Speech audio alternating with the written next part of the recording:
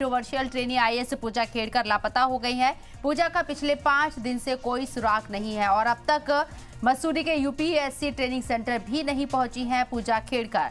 Delhi police की FIR के बाद से लापता है और कंट्रोवर्सी से घिरे आईएएस पूजा खेड़कर पिछले 5 दिनों से लापता है। दिल्ली पुलिस की एफआईआर के बाद से वो कहां लापता हुई है कोई नहीं जानता है। दरअसल पूजा को 23 जुलाई तक मसूरी के यूपीएससी ट्रेनिंग सेंटर पहुंचना था, लेकिन वो वहां नहीं पहुंची है। अब सवाल उठ रहे हैं कि मसूरी अगर वो नहीं पहुंची है तो फिर कहां चली गई है पूजा खेड़कर। आईएएस ट्रेनी पूजा खेड़कर को लेकर लगातार कंट्रोवर्सी बनी हुई है और अब मसूरी यूपीएससी में 23 तारीख तक उन्हें पेश होने के लिए कहा गया था, पहुंचने के लिए कहा गया था, लेकिन लगातार वो लापता पिछले 5 दिन से बताई जा रही है। दिल्ली पुलिस ने जब से एफआईआर दर्ज की है उसके बाद से वो लापता है। कहां है किसी को इस बात की जानकारी नहीं है। बहुत ही कंट्रोवर्शियल है ट्रेनी आईएएस पूजा खेड़कर। कई इल्जाम उनके ऊपर हैं।